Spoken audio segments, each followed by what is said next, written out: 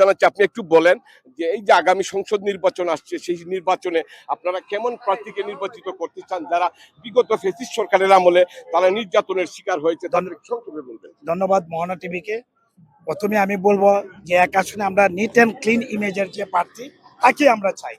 আমরা সর্বস্তরের জনগণ আমরা ফলো করছি, দেখেছি যে এখানে এক আসনের মধ্যে নিট অ্যান্ড ক্লিন ইমেজের একমাত্র প্রার্থী সাবেক সাংগঠনিক সম্পাদক জনাব কামরুজ্জামান কামরুল।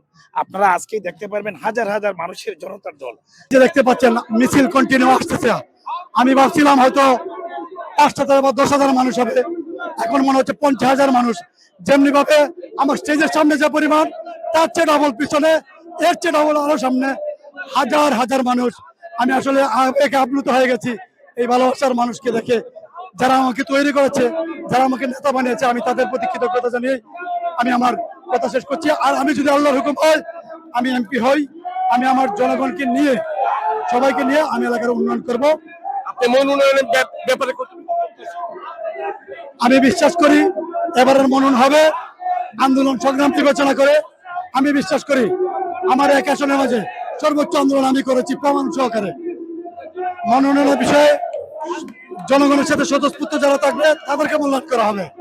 আমার বিশ্বাস আমার তো জনপ্রিয়, আমি আমার বলছি জনগণ আপনারা নিচে দেখে নেন, জনগণ এই বিবেচনায় আমাকে দল মনোনয়ন দেবে এই বিশ্বাস করি। আমাদের দলের ভারপ্রাপ্ত চেয়ারম্যান জনাব তারেক রহমান আমাকে মনোনয়ন দেবে। আজকের যে শাস্তা বাজারে জামালগঞ্জ উপজেলা বিএনপির উদ্যোগে জননেতা জনাব কামরুজ্জামান কামরুলের এই 31 দফা কর্মসূচি বাস্তবায়নের লক্ষ্যে আজকের যে গণজোয়ার, এই গণজোয়ারে প্রমাণ করে এই সুনামগঞ্জ দেখেন জামালগঞ্জ ধর্মবাসা এবং তাহিরপুরের জামালগঞ্জের ধর্মবাসা তাহিরপুর মধ্যনগরের গণমানুষের নেতা জননেতা কামরুজ্জামান কামরুলেই একমাত্র এই এলাকার জনগণের প্রতিনিধি হওয়ার যোগ্যতা রাখেন। আজকে দেখেন সারা শাস্তা বাজার তথা জামালগঞ্জ উপজেলা থেকে শাস্তা বাজারে যে জনতার ঢল নেমেছে, এতেই প্রমাণিত হয় এই এলাকায় জননেতা জনাব কামরুজ্জামান কামরুলকে যদি দানের শীষ দেওয়া হয়, তাহলে এই আসনটি আমরা নিশ্চিত জননেতা জনাব তারেক রহমান এবং দেশের নেত্রী বেগম খালেদা জিয়াকে আমরা উপহার দিয়ে আগামী সংসদে আয়োজিত আজকের এই জনসমাবেশে সুনামগঞ্জ এক আসনে ধানের শীষের কান্ডারি জনাব কামরুজ্জামান কামরুলকে যদি ধানের শীষের প্রতীকে মনোনয়ন দেওয়া হয়, আমরা আশা করি তৃণমূল থেকে সর্বস্তরের জনগণ উনাকে গ্রহণ করে নেবে এবং স্বতঃস্ফূর্ত ভাবে উনাকে বিজয়ী করে ধানের শীষ আমরা দেশ নেত্রী বেগম খালেদা জিয়া এবং বিএনপির ভারপ্রাপ্ত চেয়ারম্যান উপহার দিতে পারবো। আজকে জামালগঞ্জ সদরে সুনামগঞ্জ এক আসনের পক্ষ থেকে কামরুজ্জামান কামরুলের গণসংযোগ এবং এই জনগণের এই জনসমুদ্রই প্রমাণ করে কামরুজ্জামান কামরুল সুনামগঞ্জ এক আসনে কতটুকু অপরিহার্য।